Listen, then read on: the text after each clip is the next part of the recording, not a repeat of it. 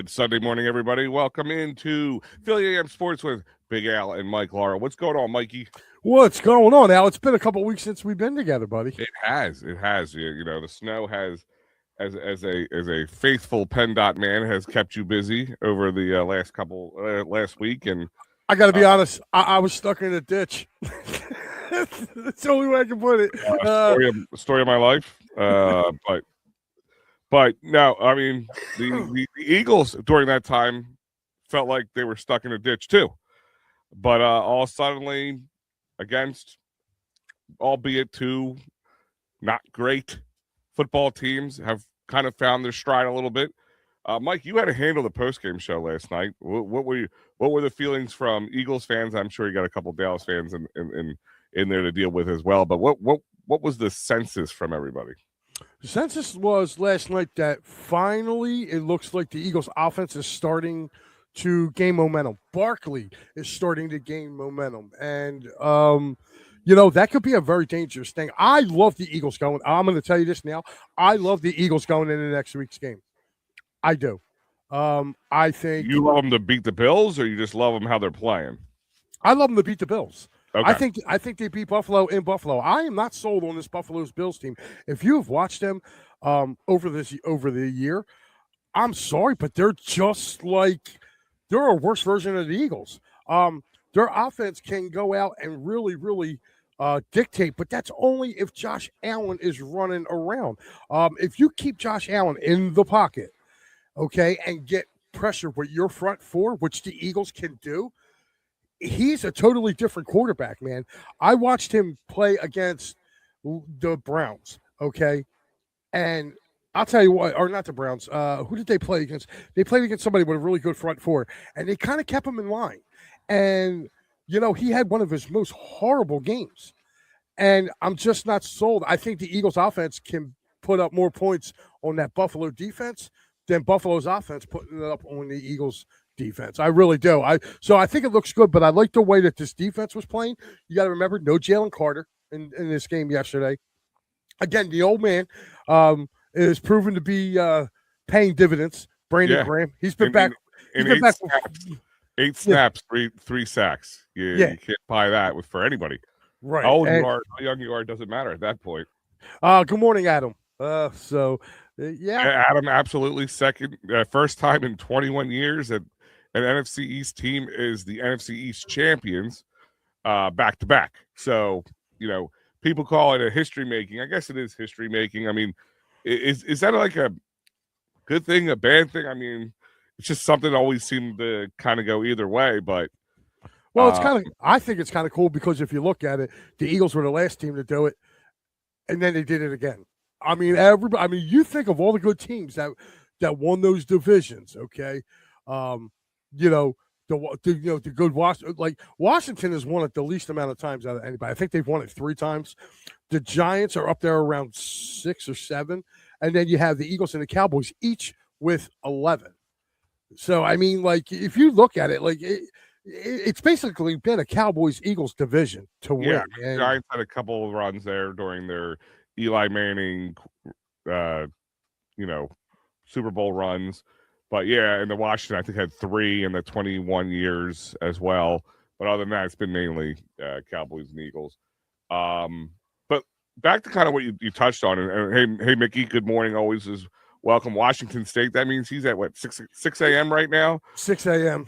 God bless you. You have to put up with our ugly mugs at 6 a.m. Only my wife has to put up with my ugly mug that early, so God bless you. And by the way, that's her head bopping around. That's not to be weird, but she's trying to get something. That's all you see. It didn't look good from that standpoint, I know. But what's going on, Ryan? How you doing? And what do you guys think about Jordan Love last night? We'll touch on that a little bit as well because we're going to touch on the I have the playoff picture layout here, so that did definitely play some factors into it. But Saquon Barkley, he ran violently. He ran angrily. He ran like we know he can. And I think moving into the playoffs, again, all the haters, all the doubters out there will throw out this was 2 bad teams, right? I mean, the Raiders were the worst team by far. This was a divisional game, and albeit a very slow start of the game. I mean, I was at one place for the first half of the game, and I came home and watched the second half of the game. And I left there angry. I'm like, are they gonna do this to us? Are they gonna do this to us again? Like, are you gonna come out and just lay an egg, and then you have to go play the Bills, and then that's a tough one to get a win in, and then you have to bring it back to the third week. I mean, him running violently, Tank Bigsby getting his first touchdown. He was running well. I mean, if this running game gets going, it has that identity back. We saw some design runs for Jalen Hurts. Outside the slow start and the Jake Elliott misses and those kind of things, it definitely looks like it's trending in the right direction. Yeah, it is. It is. Jake Elliott aside, I'm looking up here of how many times the Eagles have won the NFC East since 2000. Since 2000, they've won a 1, 2, 3, 4, 5, 6, 7, 8, 9, 10, 11, 12. 12 times since 2000 they have won this. So almost half the time it was an Eagles. Yeah, and I'll tell you what. I'm not going to call myself Nostradamus here, but if you watch Props, Locks, and Parlays on Tuesday, this guy right here, I took Seattle Thursday night, who was getting a point. Right on cue there. Shameless plug.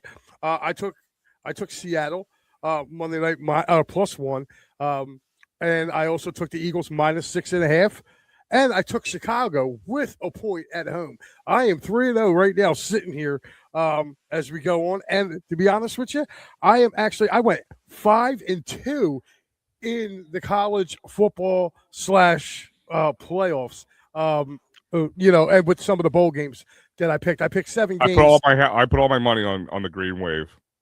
Tulane, baby. Did you really?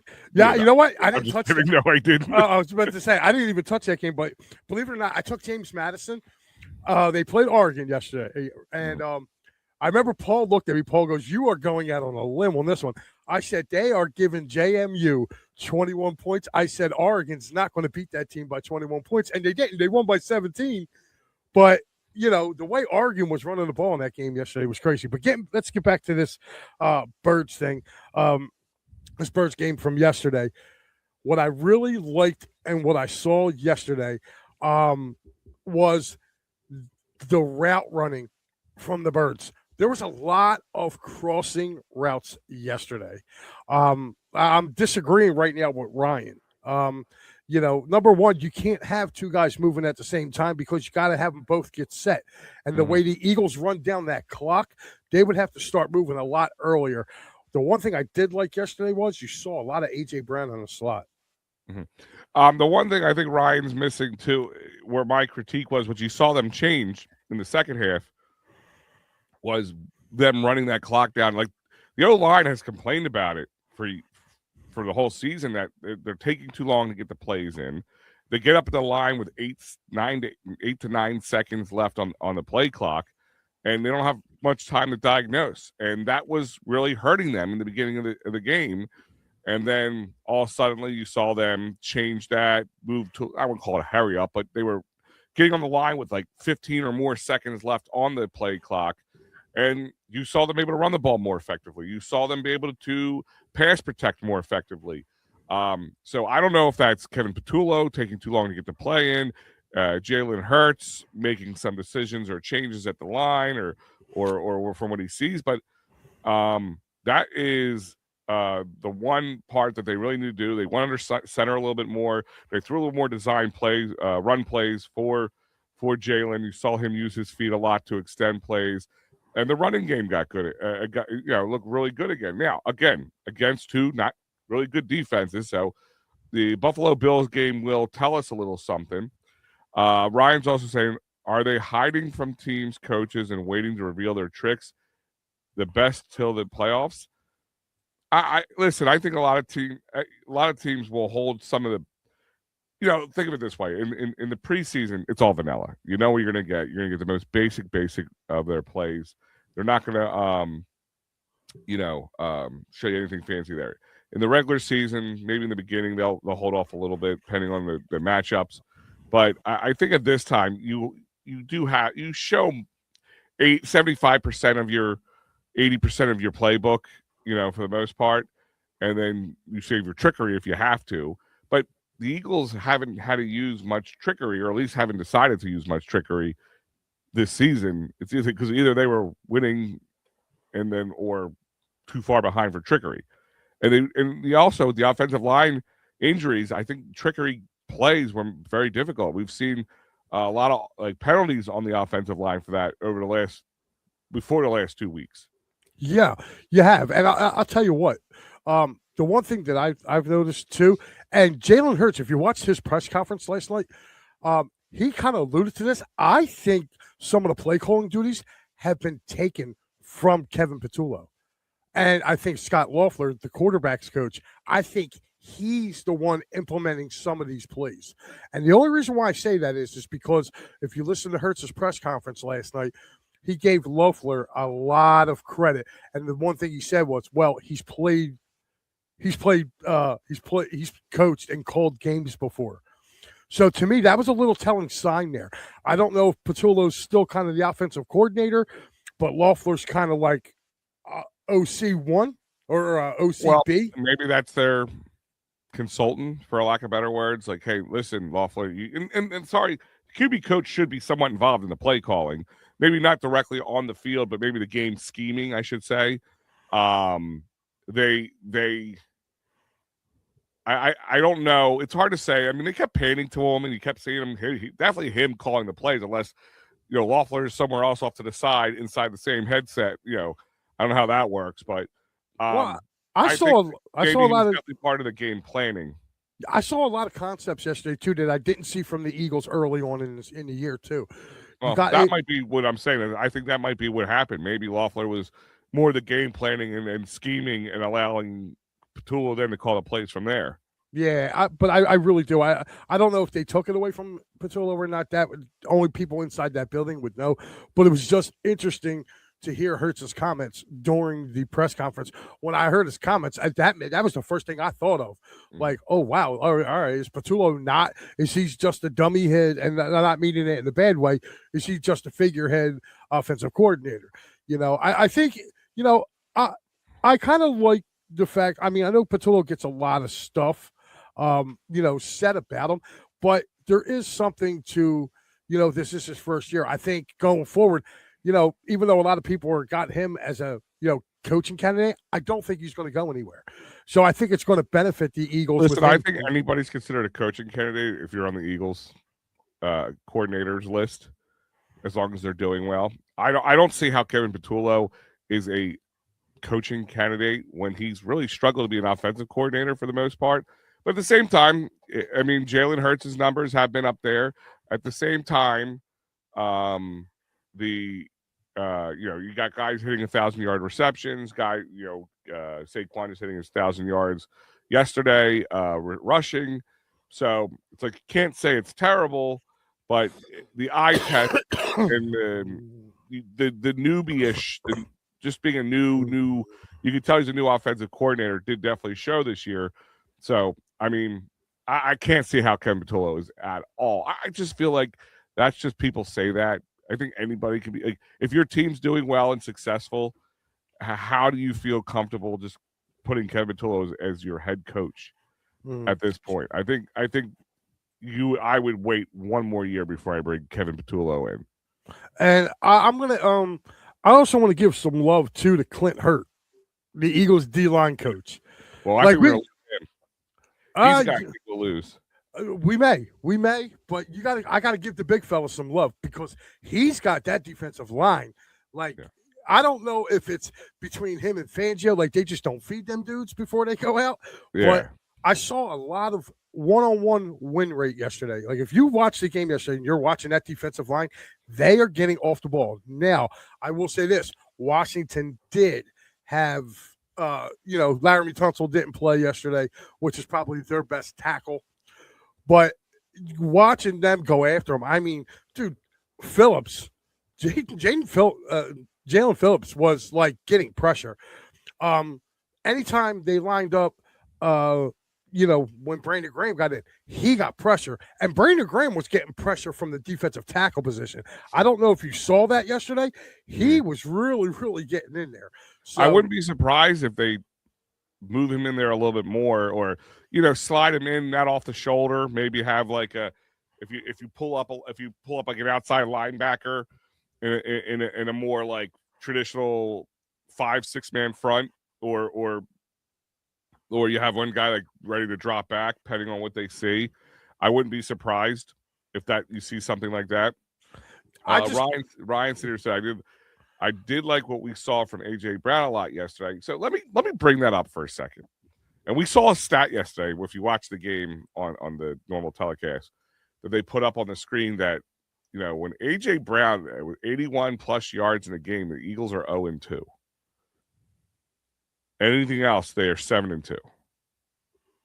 Well, and I kind of brought that up on my show, and I saw a little bit in the beginning of the game where when they force feed AJ, it just doesn't seem to comprehend it. And I'm not trying to pick on AJ Brown. I really do like AJ Brown, but I'm just seeing a lot more from him where I don't know. Like I kind of came up with a tin hat theory for a second. Just hear me out on this for a moment.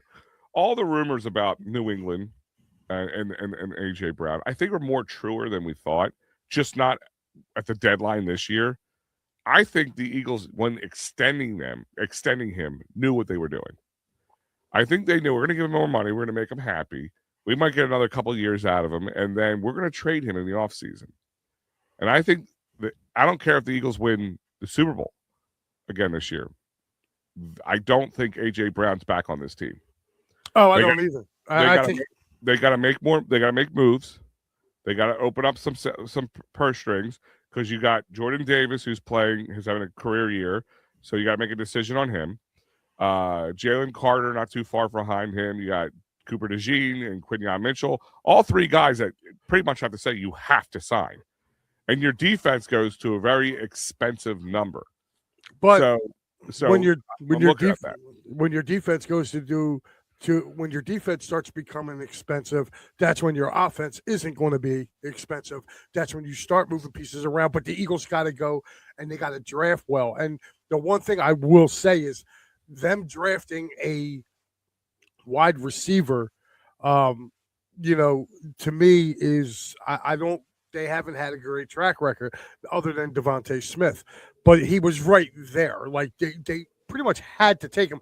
You were either going to take Devontae Smith or Michael Parsons in that draft. So it was either or. So, I mean, they were going to get a good player just because of where they were. Yeah. So I honestly, if you're looking at it, this wide receiver class this year, it is stacked. And I mean, you can get really good value even in the later rounds this year, which the Eagles do have a lot of, later round picks this year. So they got to start building for that. Plus, like I said, you have low-level free agents. Like I saw something yesterday. To me, I would take a flyer. You're going to lose probably Dots in the end of this year. Okay, he's probably going to go somewhere else in free agency. But I'll tell you, we know who else is going to be a free agent? Treylon Burks, who we saw play last night. I would take a flyer on him. They compared him when he came out as an A.J. Brown. That's why A.J. Brown was traded from the Titans to the Eagles, because they thought they had a future A.J. Brown with Treylon Burks. But here's the thing. He was in a no-win situation going in Tennessee. They were doing turnover. He wasn't – no quarterback. Yeah, exactly. Yeah. I mean, so him coming here and working with I think he could get his career on track, and I think you could sign him and not have to pay a whole bunch. Reasonable, for a reasonable, like a year or two, reasonable contract for him. I would sign him to a 2-year deal, kind of pay him, little, not crazy money, but not AJ Brown money, but make him go out and earn it. And you know what? You put him on the other side of Schmitty.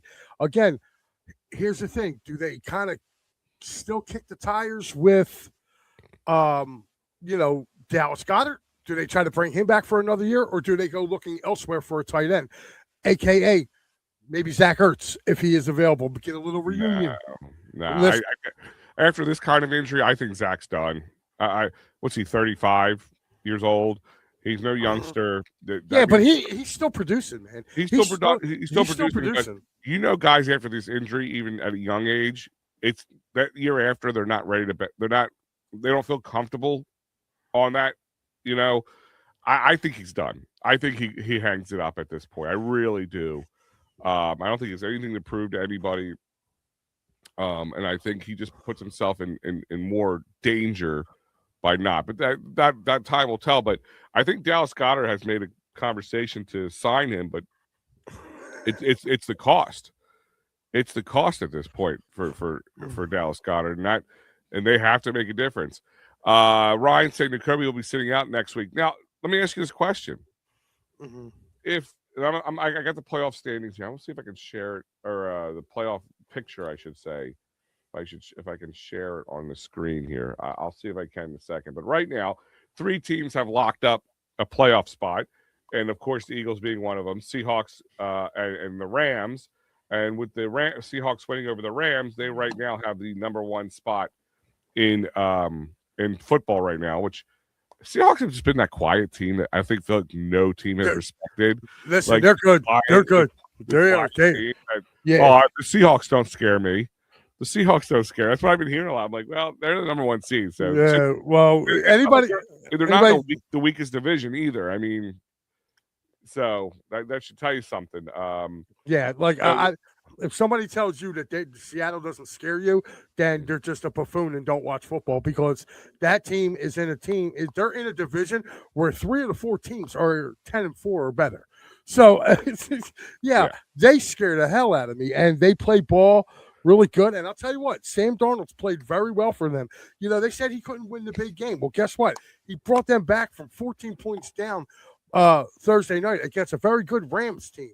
They did. It's just we got to see how he does in the playoffs. He's like a whole different person, man, and he knows it. And that's the problem. If he knows it, that will be the ultimate tell for us. If he can handle himself in a playoff game, then okay, now I'm really scared. And I think that's the biggest problem. But the current playoff picture, I'm going to pull it up from the actual site here. Here, hold on. There we go. So the AFC, the only team which is funny with all the really good teams right now in the AFC, the Broncos are the only team who've locked up a spot. Seahawks, Eagles, Rams. If it was to stay, everything was to stay as it is now, and the season was to end. The Bears would be the number 2. The Eagles would be the number 3. The Bucks would be number 4. And then the Rams, the Niners, and the Packers at your 5, 6, 7 wild card spots, right? Now with the AFC, Pats 2, Jags 3, Steelers 4, and then your 5, 6, 7 would be the Chargers, Bills, and Texans. Here's your teams looking in. Do you see this changing before the end of the season, or does everything stay the same? Believe it or not, after last night's game, I could see the Lions overtaking the Packers. Okay. I could see that, because you don't know how long Jordan Love. Yeah. And the Packers are holding on to that 7th seed. So who are the Lions playing today? They are playing Pittsburgh. They play Pittsburgh. So in Detroit. It's in Detroit. Both teams battling. Mm-hmm. So yeah, and they're both 8-6. So that's going to be a game to watch from our standpoint too. Now, real quick, I also like Carolina in that too. I think Carolina's going to win that division. They play Tampa today, so I like that. That's a big one. Yeah. All right, so I have to put this in. Here we go. Ready? Remember, if you want all the full story of the Eagles Commanders, tune in for the final word with Maddie B at 9 p.m. We will discuss the Birds' dominance over the Commanders' third-string QB. See you then. Listen, Matt, I understand the third-string QB, and then Mariota was number 2 and all this stuff. What do good teams do? They beat bad teams. You know, and it was a little bit of a struggle in the beginning. I'm not sitting there. I'm not picking my spot out at the parade line just yet, Matt. But you have to take some of the positives away. And I think a lot of the positives were the offense was able to make some adjustments in the second half that they needed to make, especially with the play calling coming in quicker, moving more under center, things I talked about earlier, and the rush. That running game keeps moving forward. that could be huge for us. Now, again, granted, against not really good defenses, banged up defensive line for the Commanders. Next week will tell us a little something. But I wonder, do the Eagles pull the full effort in next week against the Bills? Oh, I think they do. I think they take week 17 off. And I'm going to ask, I'm going to answer that. I said it last night on the post game that I had no fear of the Eagles losing once Johnson came into the game. Once Johnson came into the game, I was like, we got this, because I didn't have any faith in that dude. Now, I will say this. Wasn't it the Niners quarterback we had to go against after in that 49ers? Yes. Yep. NFC Championship game? Yeah, he's played for like half the league. But I had no faith that he was going to bring the Eagles back or bring the Commanders back. I didn't. I said no. But, if you're really looking at what this game was to me as an overall, again, they had opportunities in the first half to put points on the board, and they didn't. And you can't do that. There's at least 6 points you know of from Jake Elliott's misses. Well, I mean, not only that too. I mean, Hurts misses AJ within the 15 with inside the 15-yard line. He's wide open on the sideline. He misses them there. Like, you cannot do this come playoff time. If you do this come playoff time, the teams that you're going against, they are going to shut you down. And they're, again, it doesn't matter how great you think this Eagles defense is. If a defense is on the field for 40 minutes of a game, they're going to get gassed. Yeah, and that's the biggest problem. The offense has got to give the defense a bit of a break. Adam says, we got the 3rd seed. Do we go for the 2nd, or do we rest? And that was a question I kind of asked.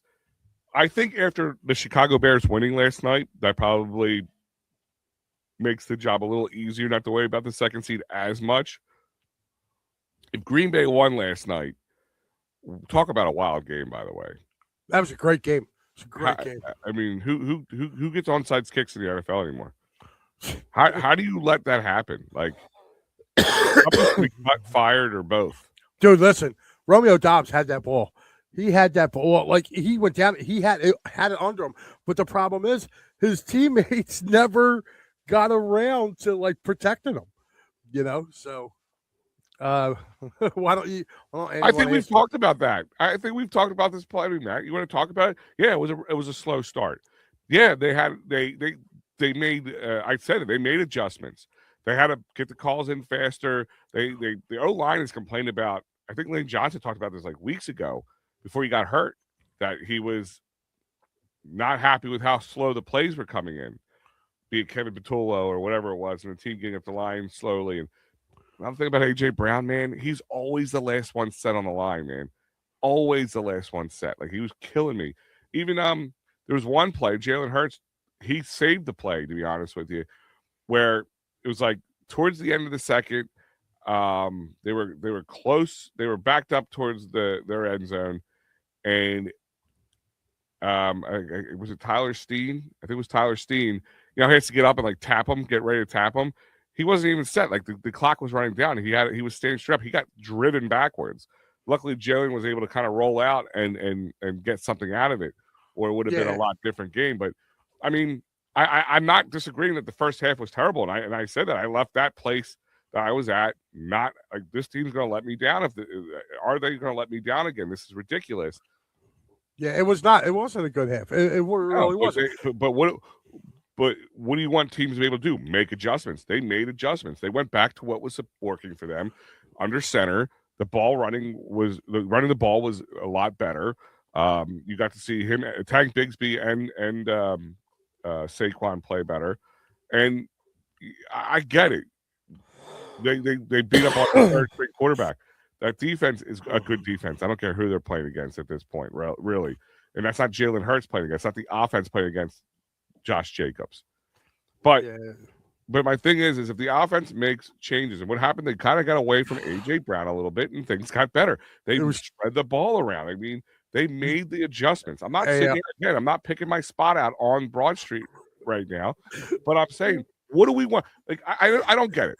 Mike, maybe you can explain this to me. Matty B's got you so rattled. You just said Josh. No. You just said Josh Jacobs. Josh Johnson. Josh Johnson, whatever. My point is, what do the Eagles have to do to? In Matty's mind, they got to go out and put up 45 points. No, because you know what? In Matty's mind, most likely, the Washington Commanders suck.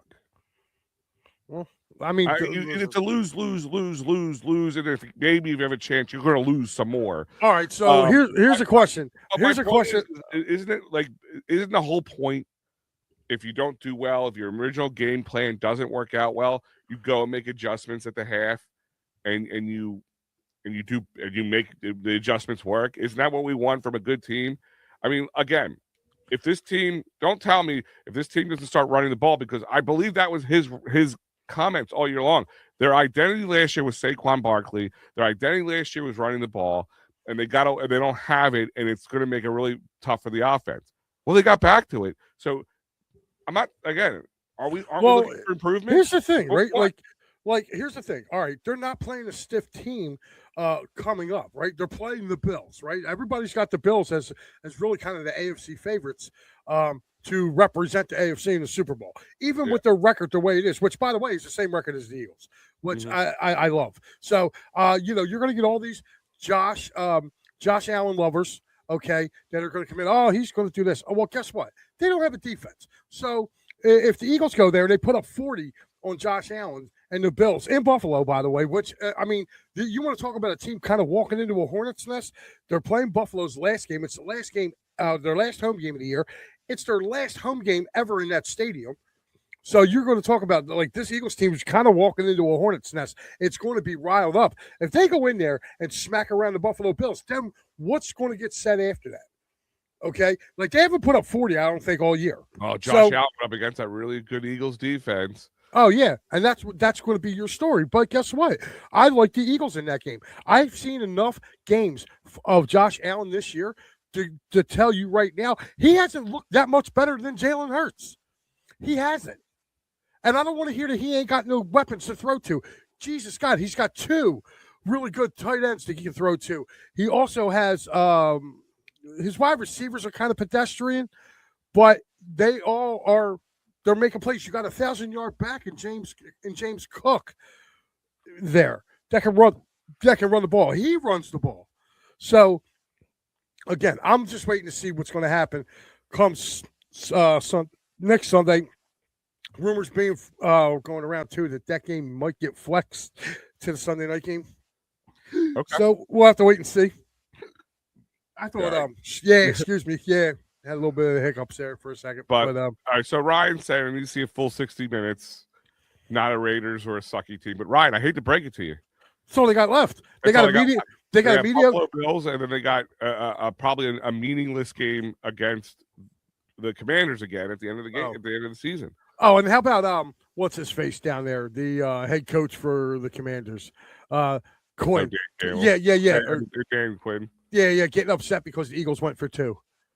And he goes, "Oh, don't worry, we'll see him in a couple weeks." Yeah, you will. You'll see our backups. Yeah. You know what I mean? Like, I don't think. I think the Eagles are going to be McKee game that Matty B's been clamoring for. Matty B's going to be throwing a party for that Tanner McKee game. And Tank Bigsby. The Tank Bigsby game. I'll tell you right now, take Tanner McKee to throw at least 2 touchdowns in that game, and Tank Bigsby to run one in. There you go. There's your lock for that week. But yeah, going, like I said, the Eagles did what they had to do yesterday. Like, I don't get where he was like major announcement alert. Mariota went down. The Commanders warmed up the bus. Well, I mean, is that the Eagles' fault? That they brought in, Josh Johnson. Like, okay, Mariota got knocked out of the game. They knew that could have been a possibility. So you're gonna Jalen Hurts get knocked out. Anybody can get knocked out of a game at any point in time. You're playing a violent sport. This is what happens. These are the things you have to you have to prepare for. I mean, right, and exactly. So you're going to take away from what the Eagles did, okay? Because it was Josh Johnson. Well, to be honest with you, like Mariota, I thought played a little better, not much. I mean, the Eagles were getting at him too. They were starting to get at him. The only thing is, like, he didn't throw the death pick, which Johnson did. I mean, the guy threw 4 passes all year. You know, so yeah, how did you think he was going to look in that game? And listen, any backup's going to come in, and there's always going to be an issue. Like look at the Green Bay Packers had to deal with that. Who was the other team? Who was on Thursday? No, that was the Rams and the Seahawks. Yeah, I'm trying to think of maybe it was the week before that. A lot of backups have to come in. Yeah, like you said, they're cold. They don't play all season long.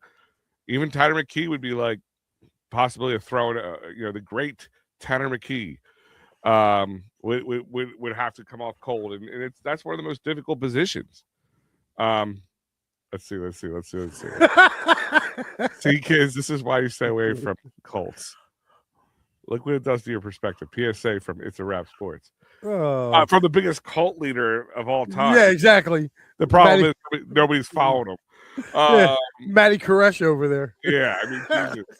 Did you make your Kool-Aid yet, Matty B? I mean, come on, man. I mean, what are they supposed to Kool-Aid? What is that defense supposed to do? Oh, okay. They're going to put Josh Johnson in, guys. Why don't we let them go find another quarterback who's better? Yeah. You know, I mean, is Indianapolis going to make the excuses? Oh, we had to bring 44-year-old in Phillip Rivers. Phillip Rivers. That's going to be an interesting game too to watch. That's Monday night. Colts and 49ers. So I think that's going to be an interesting game too. I would just if it stays the way it is right now, I love it. I don't see the Packers holding on. I really don't. I don't have the Packers schedule in front of me, but I'm gonna look it up myself right now. So, but I don't know who they have left coming up. So that's why I'm gonna take a look right here. Yeah, they actually have. Oh, they got the Ravens next Saturday. They got to go to the Ravens. Actually, go to them, and then they finish up against the Vikings in Minnesota. So, I mean, they could possibly lose out. They really could. So Mickey, if you ever want to know when Matty B comes, I'm gonna have to get like a sound effect for every time he comes into the chat. You just hear the creak of the coffin opening. Look, man, the back will fly out. You'll hear it. You'll hear it. Listen, I'm actually looking at some of this right now. These are the games that are today. Next week, Christmas, Thursday, we got a triple header on Thursday. You have the Cowboys Commanders starting off at 1:00. So people will be just getting all warm and fuzzy. And, by the time dinner time hits, you have Lions and Vikings. And then the nightcap is the Broncos going to play the Chiefs. And then what's the first game again? Cowboys Commanders. Oh, so a real barn burner, all three of them. I mean, seriously, you got one game where two teams aren't in the playoffs at this point. Mm-hmm. Right? And then what's the other one? It's the second one. There's the Lions and the Vikings. You have one team, but the Lions got to win this game. And remember, the Lions do have to win this game, so Vikings can try to play spoiler. But no, here's the thing. The Vikings looked a little better last week. Minnesota also beat Detroit in Detroit earlier this year. Yeah. So, I mean, they're going for a season sweep. And then you have the game Chargers, again. You have no Patrick Mahomes. You got no Chiefs in the playoffs, so they don't care. Gardner Minshew time, the mustache. Yeah. So maybe one out of those three games are must-watch football. Saturday's got some pretty decent games. The two games on Saturday. You have the Texans going out to play the Chargers at 4:30, and then you got Ravens at Packers on Saturday night. So there are your. Wait, who are the Texans playing? The Chargers. I thought you just said the Chargers are playing the Chiefs on Thursday. Broncos are playing the Chiefs. Oh, I thought you said the Chargers. Okay. Yeah, Broncos. Either way, doesn't matter. Playing the Chiefs. That's a gimme game at that point.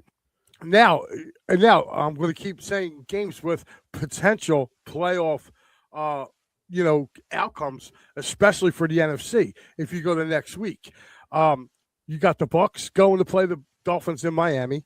Okay, you have the Colts hosting the Jaguars for the AFC. NFC, you have Bears at 49ers, and that is the Sunday night game. And then you have the Rams traveling to Atlanta to play the Falcons on Monday night. So, I mean, you have some decent ones. And then the last week of the season, you basically have a lot. It's all it's going to be all division games. You got 49ers hosting Seattle.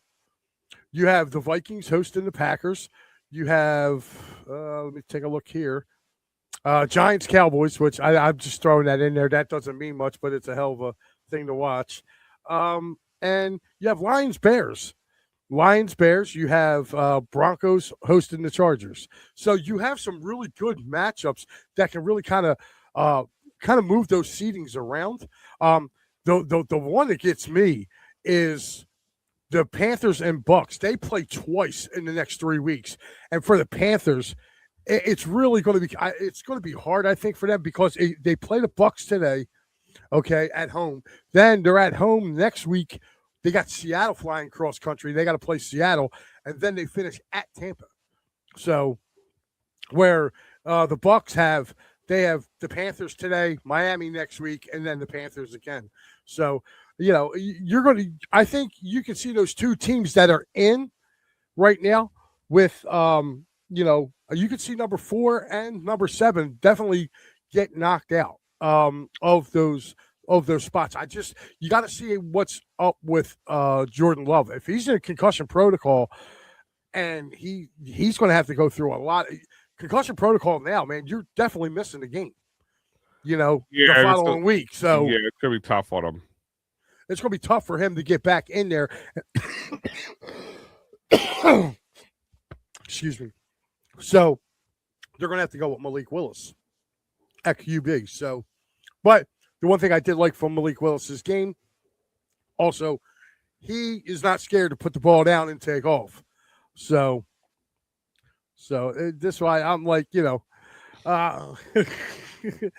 but I like I said, I think this NFC playoff picture is going to change. I really do.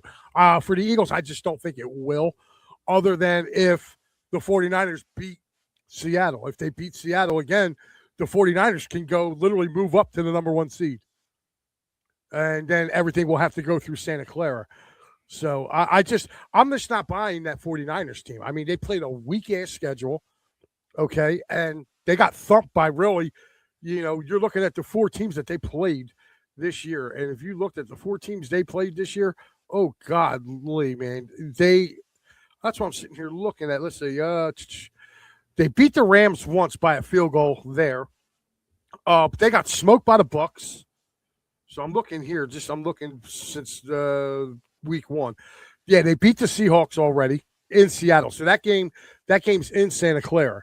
But if I'm looking at all these other ones, they lost to the Jags, they lost to the Bucks, they lost to the Texans, and they lost to the Rams. So, I mean, and they've beaten everybody else. But if you're looking at the teams that they've played so far, honestly, if you're really looking, they've played their division. They kind of split their division right now, but like they've played the Saints. They've played, I'm looking here, they played the Giants. They've played the Panthers, who are kind of up and down. They played the Browns last week. 2 weeks ago. They got the Titans. They had the Titans last week. So, I mean, their last 3 games are pretty tough for them because the Niners got to play in Indy on Monday. Then they're home to play the Bears the following Sunday night. And then they finish out at home against Seattle. So, I mean, they got a long way to go. And if their record right now is 10-4, I think it is. They're 10-4, I believe. Are they? So if they're 10-4, you're looking at them. Oh, where's that? There it is. Yeah, 49ers they're third in their division at 10-4. If they lose those next 3 games, they'll be 10-7. And they very well possibly could be. Now, again, with Phillip Rivers taking the helm for Indianapolis, I don't know. But I would definitely like to check that out. Listen, that's the absolute beauty of the NFL, right? I mean, it's never know. You never know, and anything's opening. But the way things are lying right now, I mean, it'll be interesting how it all plays out. Real quick, I want to remind everybody that there is plenty of goings on here at the It's a Wrap Sports Network. As you know, Philly AM Sports right now with me and Mikey Laro. You got the Steel City pre- and post-game show for you Steelers fans, Pittsburgh fans out there, because of course the Eagles one was yesterday, hosted by the great Mike Laro, and of course as we heard before, that tonight at 9 p.m. You're gonna get all the real from Matty B on the final word with Matty B.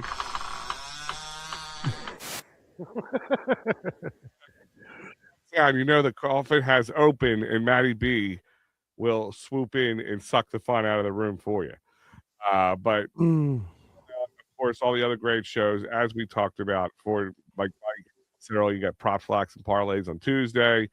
You got the clear the ice. Is this week's, I think. Yeah. Yep. You, Matty B. You're done the Penn State game, right? No, we have one more left next Saturday. Yep. Next Saturday, it is the Bad Boy Mowers pinstripe ball, or as I like to call it, the New York Toilet Bowl, as Penn State will play Clemson in Yankee Stadium next Saturday night. That will be the last one before I transition to Happy Valley Huddle to a weekly show starting next season. It will not be a post game. It will be a weekly show. Yes. And then we get the Bird Blast with Kyle and Matt. Just great must-see. And all the Pittsburgh stuff, Gridiron Weekly, of course, Pittsburgh Sports Tonight, the Pittsburgh Sports Desk, and so much more. And, of course, Friday nights with me, Philly Friday Frenzy. Keeping it going Friday nights when you haven't had enough Philly sports talk. Yeah, question. Did you go at midnight the other night? Because I was in here. I was in here talking. I was doing I think it was Thursday, going into Friday morning, and they said, "Oh yeah." They're like, "Well, Al's coming on at midnight," and like nobody texted me, let me know nothing. I was like, "Okay." There was a bit of a last minute thing. I had a schedule change for a work thing that Friday night became an issue. So I said to Matt, I said, "Would you mind if I go live Friday at midnight, like right at the turn of Friday?"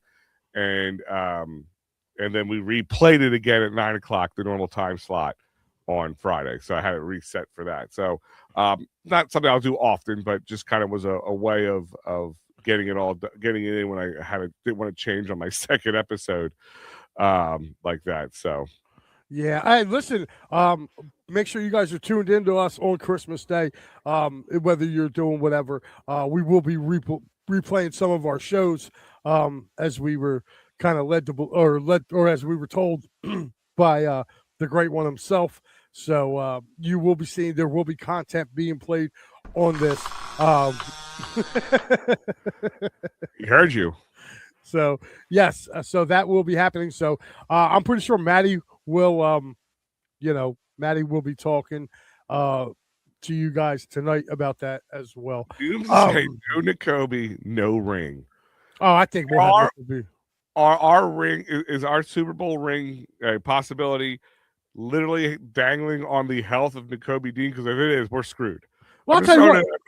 Hey, Jahan Campbell played a pretty good game yesterday once he went out. I thought he played a good game. Yeah, I'm hoping. I guess he might just fill in the ranks of Jalen Carter and Lane Johnson. We ain't going to see those boys play again until the playoffs. Probably. Yeah. I mean, depending on the status of his injury. But let's transition a little bit real quick. We've got we went long on the Eagles here, as expected. But let's talk Phillies real quick. So a couple things have happened over the weekend.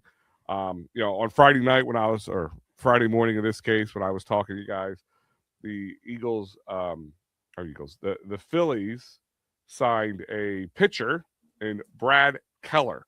2 years, $22 million, 30-year-old. So he's not a young buck, but he's not an old guy.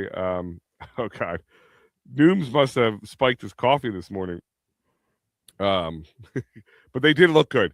I've been watching the Sixers games. Nooms, just saying this. Kind of like I'm watching the Flyers games, one game at a time. Just build one building block at a time.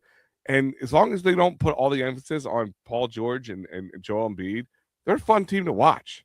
They really are right now, young team.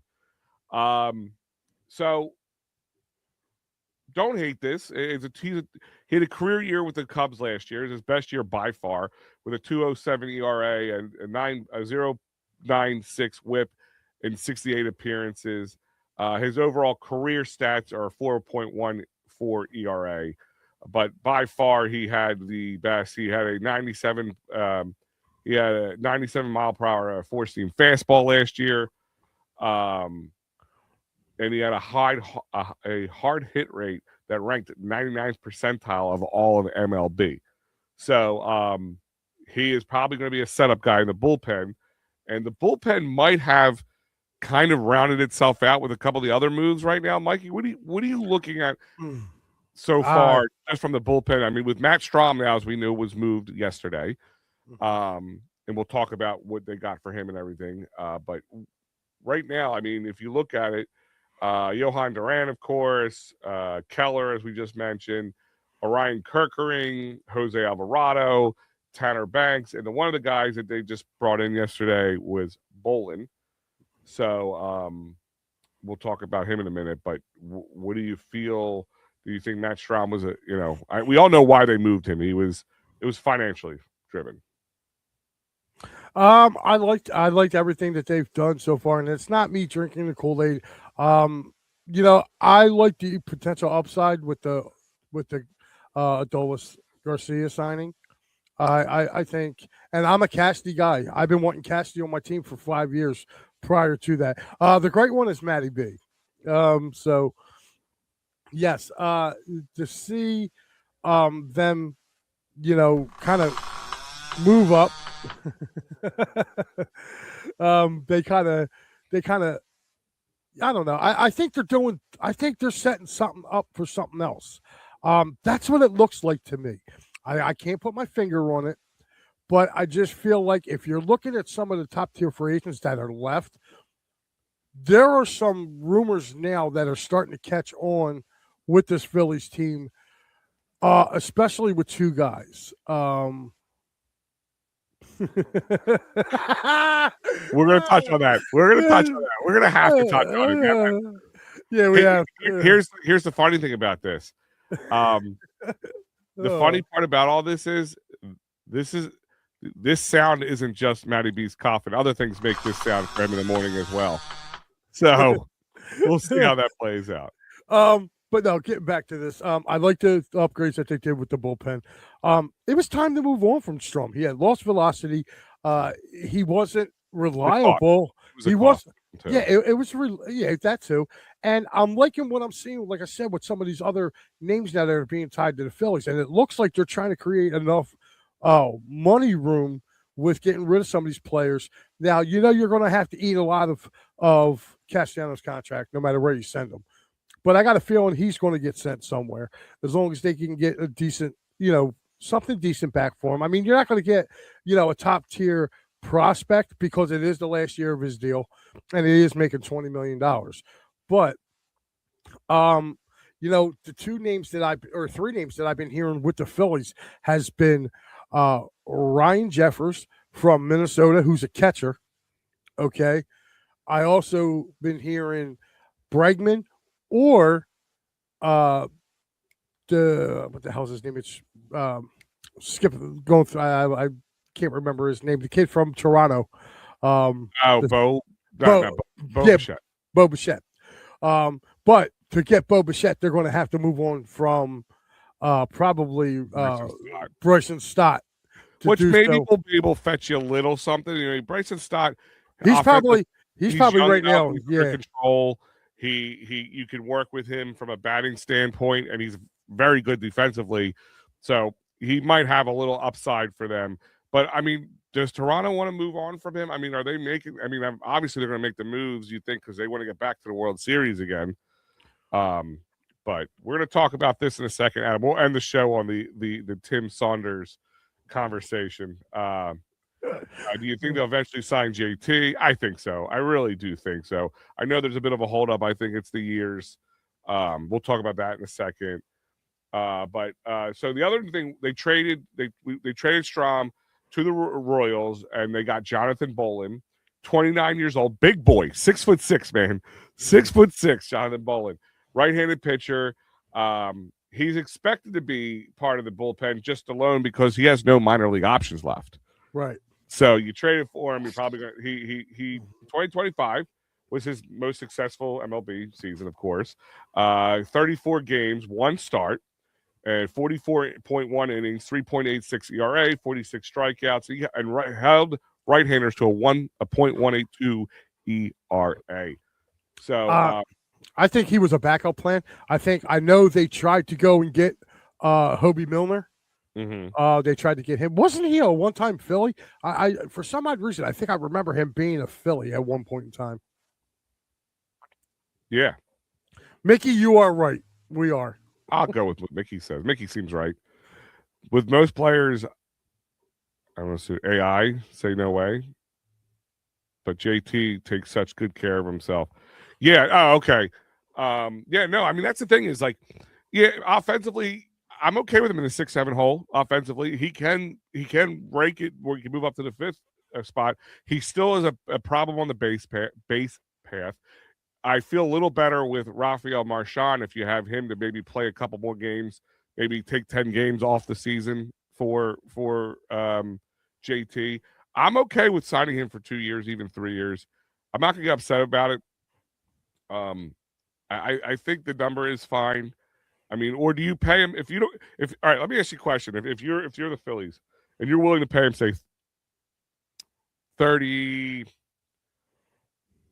some $million, right? Over 2 years. But he goes, I want 3 years. You're like, well, what's the difference? You're gonna spread it out over 3 years, you're gonna take it all up front in 2 years. I don't know. I'm wondering what the real holdup there is, but I don't know. But if I'm the Phillies, you got to protect yourself on that one because he is a catcher. If you can get 2 more years out of him, that's fine. If he wants a third year, make it a club option. yeah. You know, make it a club option. Because, like you said, you now got Schwarber basically for the rest of his career, 5 years going forward. You got Turner and Turner and Nooms is on fire today. Yeah, hopefully Harp isn't washing Colorado Silver down with his raw milk. He drinks it from the teat. But also just the last thing on Bolin, he 3 seasons with the Royals, total 4.32 ERA. And the big thing with him is 2 big things. Strong sinker, high ground ball rate in 2025 with 49.1%. But he is under team control till 2032. Okay. Set to make $120,000 in 2026. So between that and being out of minor league options, I think it's big. And then right after that, they made another signing because they needed a left-handed pitcher, bullpen hand, and they got themselves Kyle Backus, I guess, 27-year-old left-handed, throws with what they refer to as an unorthodox sidearm, 3/4 arm slot, which, of course, as you know, changes the angles of the vision, so giving batters less time to react to the movement. He throws primarily a low 90 sinker and an upper 70 sweeper and changeup. So he's more finesse pitcher. He's not going to overpower you. He's against left-handed batters. He's throwing a 139 with a 503 OPS in 2025. Also adaptive, generating ground balls and limiting contact and all that stuff. He was a rookie in 2025 for the Diamondbacks. 32 relief appearances, 4.62 ERA, and 22 strikeouts in 25 and a third innings.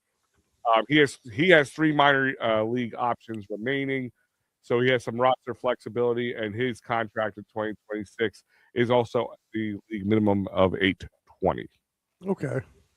All right. Well, I mean, listen, they got more options. I just think that they're going to do something. I don't think they're done. And, I'm looking, are they going to go and put Bohm? Are they going to package Bohm up in a trade and maybe go out and try and get a Bregman or a Bo Bichette? I mean, well, let me ask you a question with the Bregman thing. Here's my thought on the Bregman. Are you trading Aiden Miller at that point? No, you keep Aiden Miller because if you get Bregman, okay, Aiden Miller can come up. He can. If you sign Bregman for 3 years, he's 32. You know what I mean? So it's not like I don't think Alex Bregman's taking 3-year deal at this point. Oh yeah, I think right now look at this market. I think he's 31, right? He's 31. When does he turn 32? That's the question. When's his birthday? That's what I'm trying to find out. March. So Right. he'll be 32 by the beginning of the season. Yeah. Right. That's what I'm saying. So I don't know. I don't know if they can get him. I don't know if they get Bo Bichette, then you're looking at Aiden Miller being thrown into a deal because now you got Turner there, and if you can sign Bichette kind of long term, when Turner's you can actually swap them, you know, and make sure you can put Bichette back at shortstop. You're really not going to have any room for Aiden Miller. But I like the fact too that they're going to bring up Crawford. They're saying Crawford, so the real center quick, fielder, ready I, to lose or I job just, to lose. Go ahead. I just AI'd the predictions on Bregman's contract. Everybody's gone between 5 and 6 years, around 150 million to 170 million dollars. I mean, are they going to be able to sign another guy like that? I mean, that's my point. Like, I just find that's completely out of the question. I don't know. You just signed Kyle Schwarber to that. He's only 2 years younger than Kyle. Mm-hmm. There's a lot of reasons why I don't think that happened. So is it nuts? Is it so? In a nutshell, so far this offseason, multiple bullpen adjustments, only one offensive adjustment. The only one that sees it has been the offensive struggles that have doomed this team. No, I'm not disagreeing with you. That's why I'm like, okay, well, fine. They shored up the bullpen just to make sure the moves were smart in the sense that they had to unload $7.5 million. Well, I guess this year they unloaded like $7.5 million with Strom, and they guys under control for who are making league minimum. But I'm not disagreeing with Maddie in this sense. I know it's not something I often say, but it is the offensive woes, and we haven't made any changes there outside of Garcia coming in. And if they feel they can get him back into his 2023, state, that's a huge coup for the Phillies. But still, is that enough? And again, if Bregman's 25 or looking for a 5-6 year contract, and let's see, I'm going to see what Bo Bichette's contract projection is looking like. I like AI for this reason. It comes out because it pulls in from everybody. Recent predictions range from 5 years, 150 million, to potentially 8 years, 200 million. Yeah, that's a lot of money. That's what I'm saying, and I'm not saying I wouldn't want him on here, but how old is Bo Bichette, by the way? Like 26. So I'm all right giving him 5 years. He'd be a deal, and if you give him 5 years and 5 years, but I mean, how do they do that? He's 27. He'll be 28 by the start of the season. Okay. I don't know. I just they got to do something, and I think with the additions of especially Crawford coming up, yeah, he's going to be the bottom of the lineup guy, but he's going to help turn that lineup over. So I'm interested to see how Crawford transitions from minor league to major league. That's the only way we're really going to find out what's what. Again, you can have the number one prospect in baseball. That doesn't mean he's going to turn out to be a good prospect. You know what I mean? They are. That's why they're called prospects. So, yeah. But at one point, and I'm going to agree with Nooms, who's agreeing with Matty B. And again, I keep hate this. It sounds dirty when I say that, but you do need a youth surgeon somewhere at one point, because all right, let devil's advocate for a moment. Say they make a couple big moves like this. Say they go get an Alex Bregman, they go get a Bo Bichette, and they bring another guy in like Trey Turner for a 5+ year contract. I mean, at this point, I would rather have Bo Bichette than Alex Bregman, because of the age and how much he'll be worth at that point. Because in 4 or 5 years, he'll be a deal for a guy of his caliber. But at the same time, if you go get Bo Bichette, you can move on from Bryson Stott, and maybe a change of scenery would be best for him. But if you go get Alex Bregman and you're signing him for that, you're not using Aiden Miller at this point. But you need guys who are going to be under control, who can produce. And I blame the Phillies for waiting for so now with Aiden Miller, he's very young. The Crawford thing, I think we should have seen a little bit of him last year, at the very least. Yeah. Even if he got shelled, it'd be nice to see him just come up and get a taste of Major League Baseball. Yeah, I agree. I agree with that. And the one guy that Matty wanted, which I kind of thought the Phillies might be in play to try to go get, was Marte. But I would love to see that. So I don't know, man. They have some figuring out to do. I definitely, and I don't feel dirty about this, but I kind of agree with Maddie. Like they need more offense, I believe, and they need more contact hitters, not home run hitters. They need contact hitters. And I know with Garcia is a home run hitter. But he can be. Now he did have a down year last year, and I think that's why. It's 2 years now. Yeah, I mean, but he was hurt. He was hurt the year after 23, and he was kind of hurt last year too. So he was kind of battling off some injuries. But it just always seems like the Phillies are trying to get reclamation projects and build them up to being something that they're trying to get low risk, high reward every year. I don't mind a player like that here and there. They just do it every year. Look at last year. They went out and got Ross and Romano. And it just didn't work. $20 million on a guy that you might have to eat in Nick Castellanos. I'm hoping that somebody trades him. Maybe they only eat $5 million, but they might have to trade some low prospect. Oh, with him, most definitely. With them to get rid of him.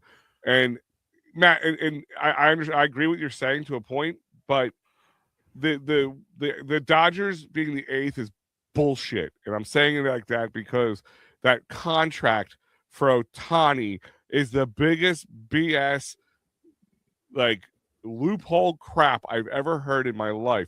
And I wonder if it had something to do with the gambling situation, that this was, I'll do this way, guys, if we can help sweep this part under the rug. But if Ohtani was making the money that he should be making right now, they would be number 2, number 3 easily. So remember let that settle in. Yeah, and the Dodgers, they were high in payroll for how many years? And they had to learn to adjust. Right, and that's what the Phillies, I think, are doing. I mean, they got to learn to adjust. Like I said, the only way I can hold on. Sorry, Nooms is absolutely correct here too, and that's the problem. They've kind of backed themselves into a corner because, and here's the problem: if they go get a Bregman, if they go get a Bo Bichette, and these guys don't pan out well, I think we're screwed at that point.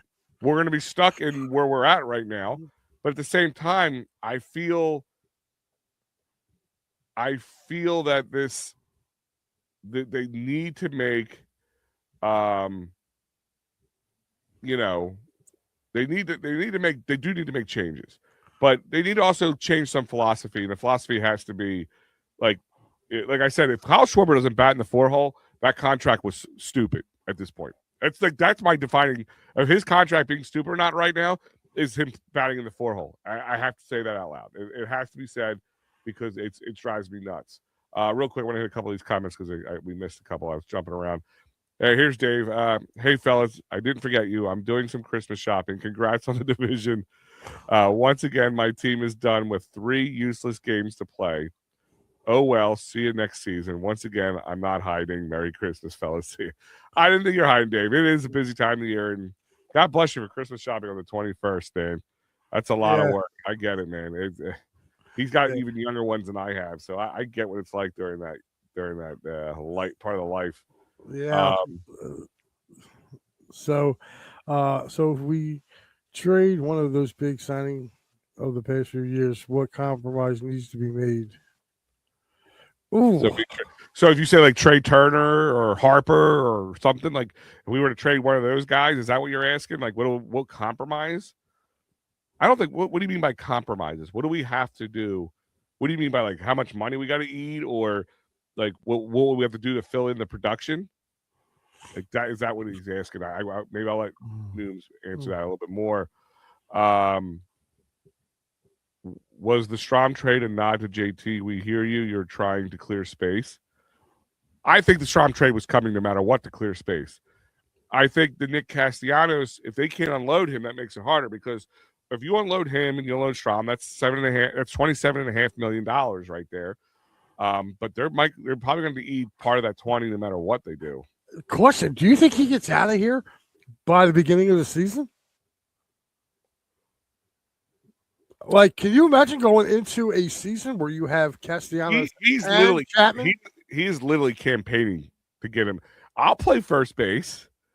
I'll do this. I'll do that. He is literally campaigning. It's that $20 million contract that's making him undesirable. He is streaky. It has been seen. He is on and off, on and off. Now, if you feel you're one good DH player away or swing player away, this would be an on season for him if you go by his normal back and forth feelings. So maybe you take a shot at him. But again, you go to the Phillies, give me 50. We'll take 15. We'll take a player and we'll take 15 of the 20 million. I think they do that in a heartbeat. Freeman of LA, notorious for low risk, high reward. I say pulling a Friedman all the time. Gotcha. You guys think Harper will like Embiid and not win a championship in Philly? Could be possible. It could be possible. I mean, anything's possible. Listen, man, anything's possible. But it just if you have to bet the house on that happening, you'd be silly not to. You know what I mean? Like, Adam, I don't like speaking it out loud into the ether, but it is what it is. It's there. So, I really do like. It's not like. And here, go back to what Noom said and Matty B said. I don't mind adding low risk, high reward guys. I don't. As long as we're not trying to find more power hitters. I just want guys. Here's your other philosophy change. Tell Bowman if he swings for the fences, he's fired. If you keep him around, tell him Bryson Stott if he swings for the fences, he's fired. All I want to care about swinging for the fences right now is Kyle Schwarber and Bryce Harper at this moment in time. Everybody else, just get the ball in play. I mean, if the Dodgers taught us anything outside of financial, working contracts and all that stuff, is that you just need good players who can get the ball into play. I mean, they weren't like just bashing the ball over the fence the entire time. Like that has to be pointed out. Yeah, I don't know. For me, honestly, I'm looking at this Phillies team, and do I think they have enough to win the division? Yeah, I think the Mets took a really big step back with losing the people they've lost this year. You're also looking at. I've also been keeping an eye on some of the acquisition the Braves have made, and I'll tell you what, the Braves have made some really good acquisitions this year. Mets aren't sitting around either.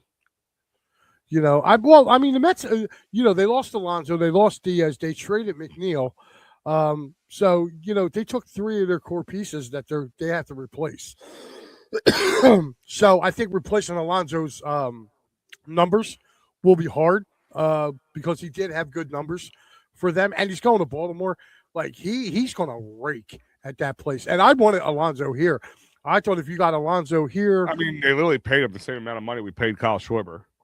Literally, yeah, and I think it would have provided protection for Harper in this lineup. Because if you're looking at it right now, you don't really have any protection for Harper in this lineup. I don't trust Alec Bohm, I don't want to see Alec Bohm batting fourth. I really don't. I would rather see JT Realmuto bat fourth than have to have Alec Bohm bat fourth. Now, could Garcia come in and provide that cleanup spot? Maybe if they're not doing lefty. As far as like Schwarber and Harper back to back, but somewhere down the line, those two guys need protection because they're not going to get a lot to hit coming up. And I want to see a lot more doubles from Trey, less home runs, more doubles. Mm-hmm. Same thing with Bryson Stott. Put the ball in play. I think you have a very good formula there where you're saying, hey, and unless they start, changing how they are. I think Maddie says it right here, like in the next comment you have up there. You know, they got to change their philosophy. They got to change their philosophy. He said it's about winning the World Series. They are not without changing the DNA. And again, I now uh, can you say by them bringing up a guy like Crawford and having him play every day, could that help change the DNA of their team? I think it could because now you're putting speed not only at the top of the lineup with Turner, but before him. Now you're going to have Crawford. So you're going to have Crawford, and then you know you're going to have Crawford, then Turner, at your top of your lineup. I mean, God, dude, like that's a setup really, really hard to keep off of the base pass at the same time. You know, a double can, or a single can turn into an RBI. With with them two guys on the base pass. So I I also think from a DNA philosophy from a team standpoint can kind of come a little bit into it together. I think I really would love to unload Alec Boehm too. And simply because of the fact him and Nick Castellanos to me are just they're dead weight. they're negative guys. If they're doing if they do bad, they kind of become like an anchor to the people around them and just pull them down. And I think that helps change the DNA because then guys like Crawford or Aiden Miller come up. I'd like to see him give Rick Cones Jr. a shot too. I mean, that kid's that was been one that Maddie talked about. I would be 100%. I'd like to see that kid make the ball club. Even if you're like look at Noom's getting all scientific on us. Right. I mean, if you're looking at it, you're going to have basically, you know, the way I don't know. I mean, I see Maddie's point. I mean, I don't know why, but I am going to say this: with Don Mattingly joining the bench, now I think Rob Thompson's on a very, very short leash. Yeah, and they were going to extend Thompson if they were keeping him, obviously, because you can't lame duck him. It just doesn't work. But here's the thing: is like DNA. There's like a lot of spokes on the wheel. You don't have to throw the wheel away to change the DNA or the makeup of the team. So I'm not. I probably I'm okay with the Schwarber signing if Thompson wasn't still here. Does that make sense? Yeah. And I don't dislike Rob Thompson. I probably go to bat for Rob Thompson more than I don't.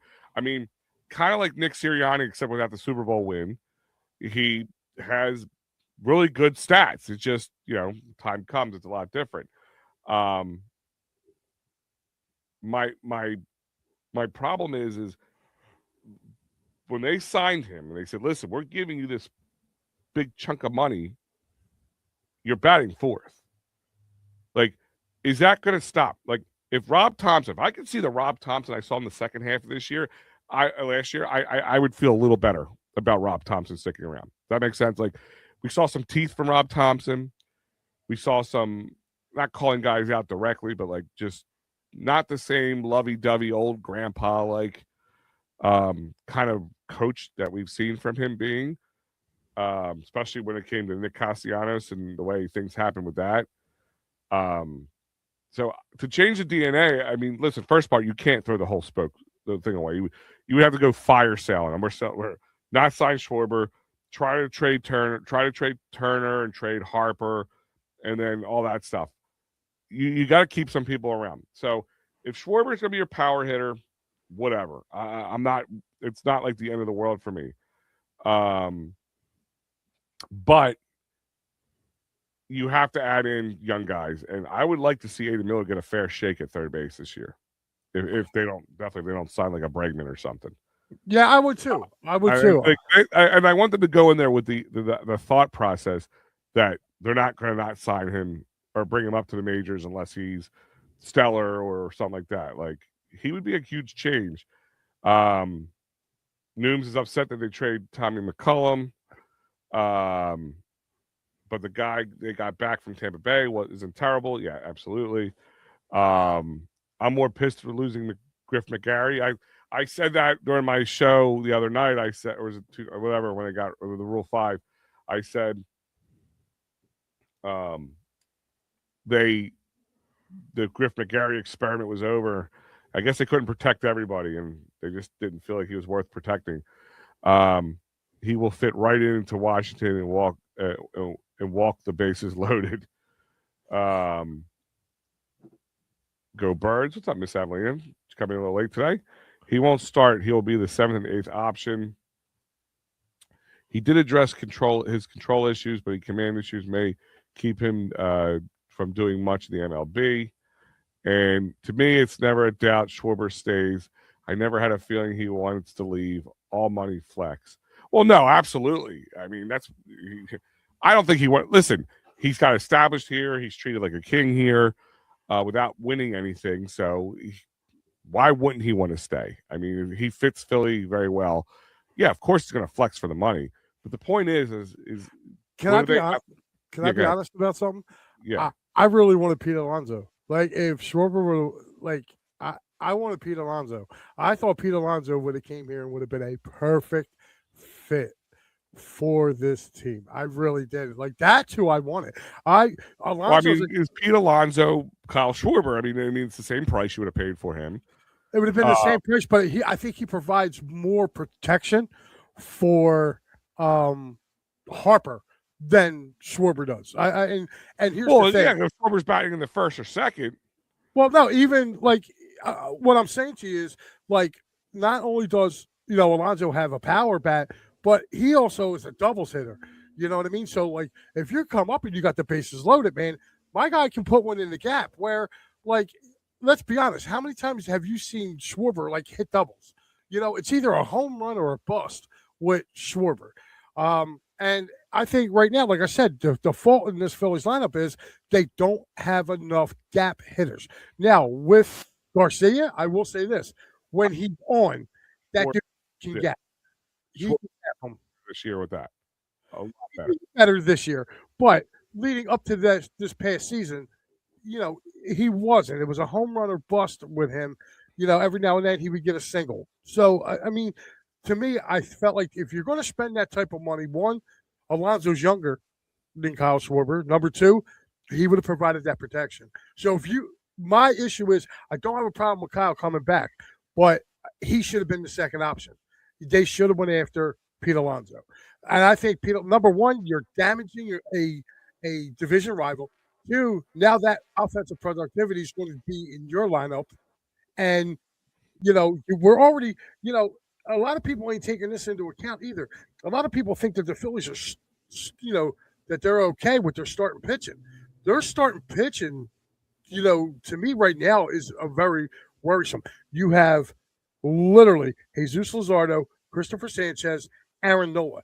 You cannot picture in Zach Wheeler for this year. And you're getting a very unknown in Andrew Painter. And who knows what Carlton Crawford's an unknown too. Oh, he is. He is.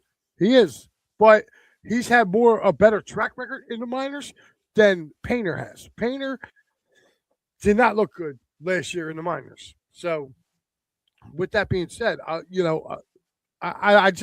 little more worried about I'm more worried about our starting pitching because I don't see Ranger Suarez coming back, not for the money that he wants. But then again, nobody else has jumped on him either. Like, if you really sit back and look at it, he's been out there for a minute. And this is the time of year where people start moving. And Ranger is yet to move. So, just so you know, that Japanese, the player, not the pitcher we were looking at, they call him the slugger. the power hitting third baseman. Yeah, Mutaka Murakami just signed with the White Sox. Did he really? Mm-hmm. Wow. They must have thrown a boatload of money. 2 years, $34 million. $17 million a year. Okay. Oh, man, that's crazy. Well, Al, I got to ask you, buddy, before we get ready to wrap this up, I'm going to give you my 4 picks for today. So far, your boys 3-0 on the NFL this week. I got the Chargers +2 over the Cowboys today. I think the Cowboys go into that game. They're just looking to finish their season. I took the Detroit Lions at home -7 against those Pittsburgh Steelers. and I am taking the New England Patriots +3 today. That will finish out that. But I got a bigger question. What's your meal of the day? No stress-free football today. I believe pizza's on the docket today, my friend. Still a lot of holiday stuff going around the old Zafiri Casa. You know, a lot of things going on here. So I believe it's pizza night or pizza There day. you go. There you go. I think I'm going to go grab me a Corporalese tomato pie for today. Ooh, Corporalese. Yes. Like I mean, granted, I know down in our neck of the woods, they always send a little 8-piece one down. So, well, they have the ones where they would do the cheese with the Eagles logo on it. Yeah, I'm not fortunate enough. I will be up that way tomorrow with one of my guys testing out tomorrow. So I might have to kind of slide over to Corporalese because their bakery's like right down the road from. Absolutely. So, you know, kind of go get a big one. So, yeah, definitely. So let me do this because it is December 21st. For those, I will not be seeing them again until later after Christmas. So Merry Christmas to all you and or whatever you celebrate. Hope you all have a good time. What is Pat eating? A big hot dog gizzard? Pat's probably indulged. No teeth needed. Yeah. Homemade tacos day. Violating pasta Sunday. Yeah. I don't think I've ever had tacos on the weekend. It's always been a weekday thing for me. I'm trying to remember. Was it maybe at a party? My son's birthday party. I remember the last time I had tacos on a weekend. No, that might not be. I want tacos for my birthday party. I'm like, okay, well, that might not be a bad idea either. I got to see what the home foreman, I got to see what the home foreman wants to do. Yeah. It's kind of up to her. So, but like I said, I want to wish everybody Merry Christmas, safe one, enjoy it. I know it's a tough time for some people, so you know, hopefully you guys enjoy it. I know, like Mikey said, that there will be plenty of stuff for you to watch if you do miss the It's a Rep Sports Network that day and leading up to that day. Look out for actually, hold on, I think I have that Christmas. Here we go. So you have tomorrow, you have the Pittsburgh Sports Night, the Final Word, and the Flyers game. Tuesday, you have the Birds Blast, special Tuesday edition. Pittsburgh Sports Tonight. I guess they do both nights. Okay. Props, lots, and parlays. And then, of course, the Flyers post game. Then it's Christmas Eve. There's nothing going on. But then, there'll be replays these Thursday and Wednesday and Thursday for those who miss anything and you want something to watch. But Matty B's doing a show on Christmas night. So Ebenezer Scrooge himself will be he'll be the three ghosts of Christmas past, present, future will come and bring him what he sorely needs. Of course, then Friday Frenzy. Post-game Penn State Clemson show on Saturday, and then Sunday's a big lineup next week because you got the Philly AM pre and post-game for Steel City, the Eagles post-game with the Bills, the Final Word, and the Flyers post-game. So that's a whole lot on one day. So guys, I hope you enjoy it. I hope you enjoy your holidays. I'll take you do. I'm trying to make this happen for one of my first guests. I have another one in the works too, an old name but a missed name. But yes, I would like to get Dooms in for a Friday night show. I've been talking about it for years with him since EOP days about bring him on one day, just at least even for 5, 10, 15, 20 minutes, whatever he wants. He has good insights. I would just like to see what he actually has to say versus have to type it out all the time. And Merry Christmas to you, Adam. I'm sure I'll talk to you at least online, which way between now and then. But yes, Merry Christmas to you, my friend. And Mikey, of course, to you and your family. Yes, right back at you, Alan. To everybody who's been watching us and supporting us this year, hope you have the merriest of Christmases and Happy New Year as well. We will be on between Christmas and New Year. Again, Penn State got their bowl. They're playing up in New York at Yankee Stadium. So I will be one final time with the Happy Valley Huddle before it becomes its own entity show next season for Penn State football, as we will do it during the week. So the final one, hopefully Terry Smith gets the win in that bowl game. I want to see him carried off because I thought this guy did a tremendous job with what had happened up there. And it's nice to see now you got some flexibility with Penn State, kind of got some good news.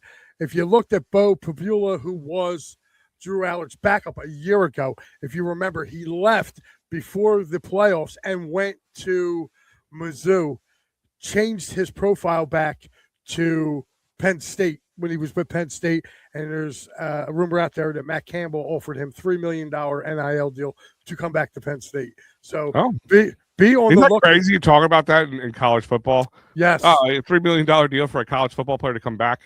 Yes. I hope it does, because a lot of these kids who decommitted to Penn State and kind of followed Franklin, there are others that also who decommitted who are pretty good that are also recommitting or at least going there looking, actually opening back up to what maybe Penn State may become. And Terry Smith is going to be a part of Matt Campbell's staff. So I think that was a great move for them, to go forward. But guys, have a Merry Christmas. I will see you guys tomorrow night. I will have Flyers Canucks for the Clear the Ice. And then Tuesday, me and Paul Spencer are back. And I got to let them know I'm doing pretty good so far with the NFL. 3-0 to start this week. Again, just to recap, I got the Chargers +2 at Dallas. I think Dallas is done.